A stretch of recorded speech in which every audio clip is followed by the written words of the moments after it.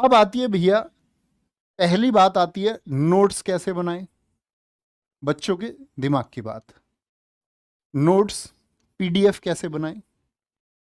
देखो, नोट्स और पीडीएफ के लिए बच्चे मैं आपको दो चीजें सजेस्ट करता हूं। नोट्स हमेशा क्लास से सेल्फ नोट्स बनाएं और शॉर्ट नोट्स बनाएं जो आप समझ पाएं। बहुत ज़्यादा सजाने की आवश्यकता नहीं है कि आप सजा रहे हैं, क्योंकि सजाया हुआ शायद काम नहीं आएगा। जो आपके यहाँ पर स्थिर हो जाएगा, इस दिमाग से जो आप सीख जाएंगे, जो यहाँ से आप रिवीजन कर लेंगे, वो सबसे बेहतरीन है। तो पीडीएफ आपको मिलेगी नो डाउट। नोट्स आप अपने बनाएं। मैं कहता हूं अगर मेरी बात फॉलो करें तो अपने शॉर्ट नोट्स बनाना, जो आप बहुत अच्छी तरह से जानते हैं कि ये मैं गलत नहीं कर सकता, उसको नोट्स में ना लिखें। जो आपके लिए नया है वो नोट्स में ऐड करते रहें। तीसरी चीज कि भैया ये जो प्रैक्टिस सेट है ये दिल्ली पुलिस के लिए और आरपीएफ के लिए है। क्या हम किसी और एग्जाम के लिए, मान के चलो हम सीजीएल की तैयारी कर रहे हैं या एसएससी के किसी भी एग्जाम की तैयारी आप कर रहे हैं, या कोई भी स्टेट का एग्जाम है जो वनडे एग्जाम है, उसकी तैयारी हम कर रहे हैं, तो भैया क्या इस प्रैक्टिस सेट से हम जुड़ सकते हैं? भाई जुड़ के देखो।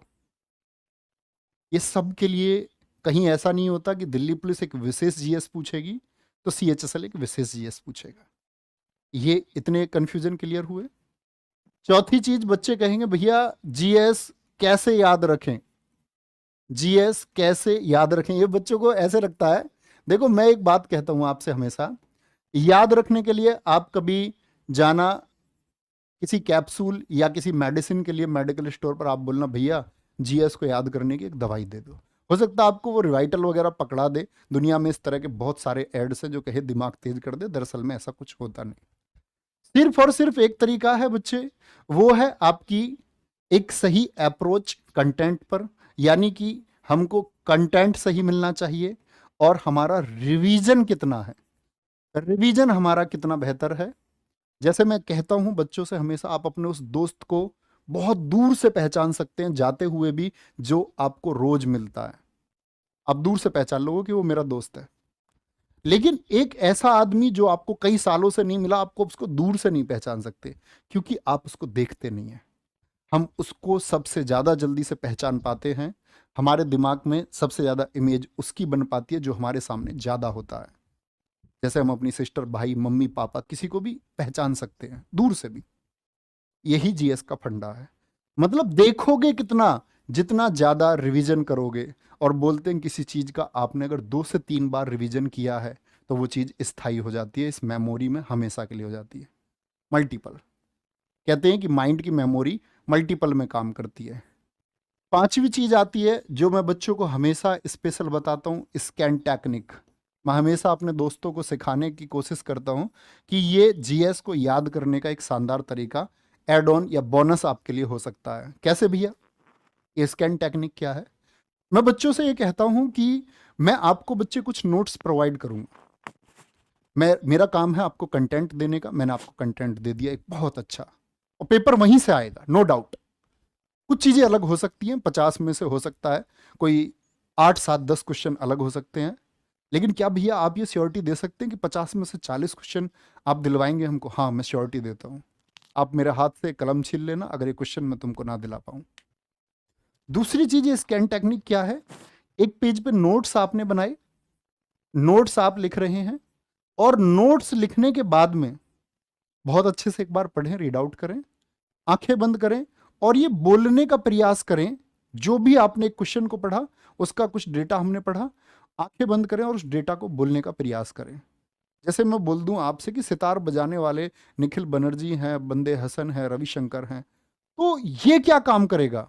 ये चीज स्थायी हो जाएगी। आंख बंद करके अगर तुमने बोल दिया तो स्थायी है, भूल के दिखा देना और इसको इस्तेमाल करना। जो बोलें जो लिखें उसको आंख बंद करके, जिस दिन तुमने पूरा पेज बोल दिया ना, वो हमेशा के लिए लर्न हो गया।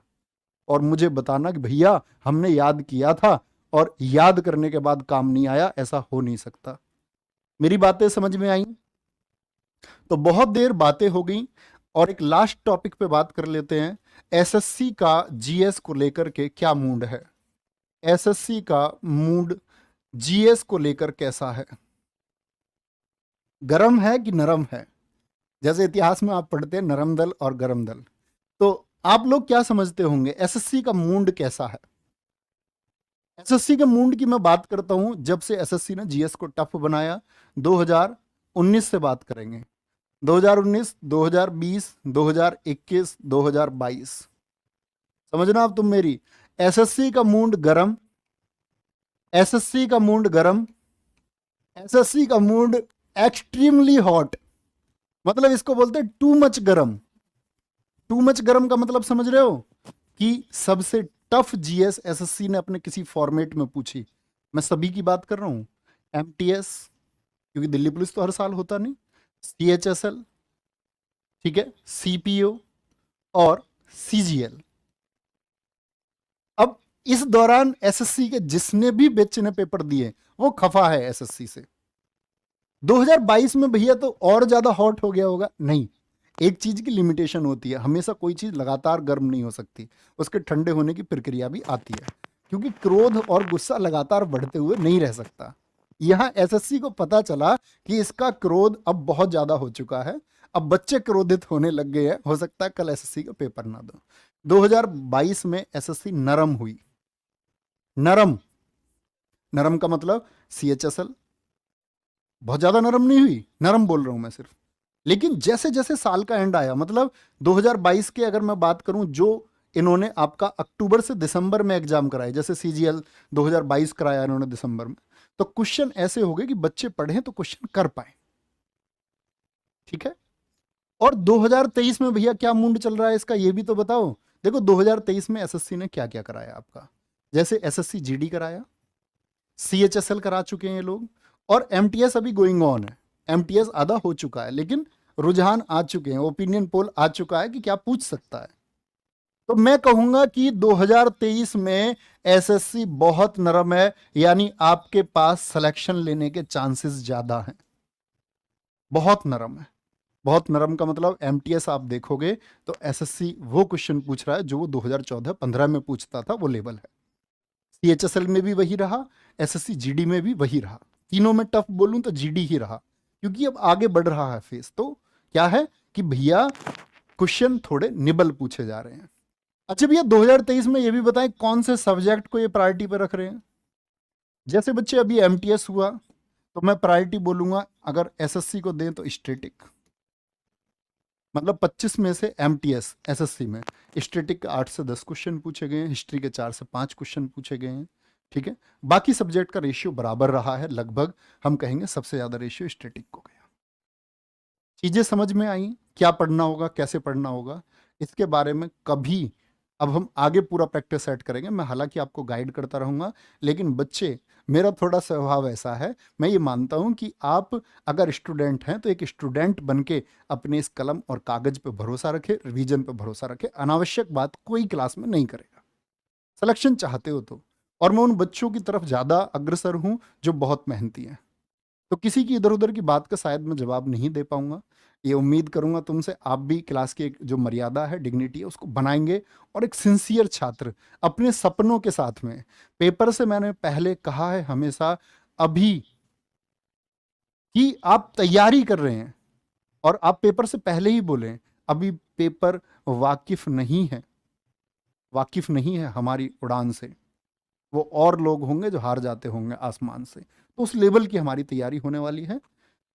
तो शुरू करते हैं, सारी बातों को छोड़ते हुए और ये विश्वास करते हुए कि तुम एक महारथी हो, तुम एक बहुत अच्छे, एक सिंसियर छात्र हो, जिसके पास उम्मीदें हैं। घर की स्थिति को जो लोग अपनी बदलना चाहते हैं, ठीक है, जो अपनी इकोनॉमिक कंडीशंस को बदलना चाहते हैं, या वो छात्र जो ये चाहते हैं कि मैं अपने जीवन को अच्छा करूं, हो सकता है उनकी इकोनॉमिक कंडीशंस सभी छात्रों की बेकार नहीं होती, लेकिन आरडब्ल्यूए के पास एक ऐसा वर्ग है, एक ऐसा छात्र वर्ग है जो बच्चे इकोनॉमिक कंडीशंस के लिए लड़ रहे होते हैं। इसीलिए आरडब्ल्यूए उनके सपने को सच करने के लिए हमेशा से रहा है।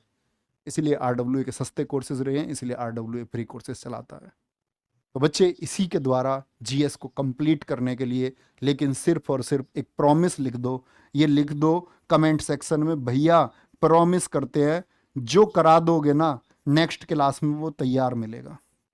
नेक्स्ट क्लास में वो तैयार मिलेगा, यानी क्लास 1 में तुमको समझा दूं और रोज आपका बच्चे 1.30 आवर 1.5 घंटा रोज आप लोगों का चाहता हूं, और जो एक क्लास में करा दूं अगली क्लास में आप बगैर रिवीजन करे या नहीं आओगे। हो सकता है आपको चीज़ें याद ना हो, शुरुआती दौर में थोड़ा कम याद हो, लेकिन जब आप एक बार पढ़ोगे, 2 बार रिवाइज करोगे, चीज़ें स्थायी हो जाएंगी।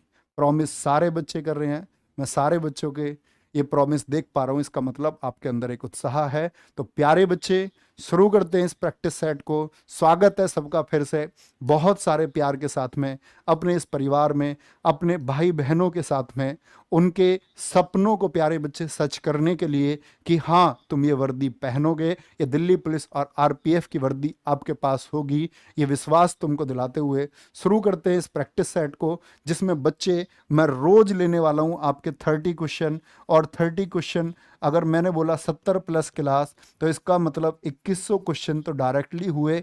और मैं एक्सप्लेनेशन में हमेशा अपना 6 क्वेश्चन का एवरेज रखता हूँ, तो आप समझ सकते हैं 12,600 question, selected question, updated question अगर मैं आपको इस क्लास में कराने जा रहा हूँ, तो इसका मतलब है तुम कोई भी एग्जाम फतेह कर सकते हो, बस वो उत्साह चाहिए बने रहने का। तो शुरू करेंगे भैया। आज का पहला क्वेश्चन है खुल जा सिम सिम के साथ में। पहला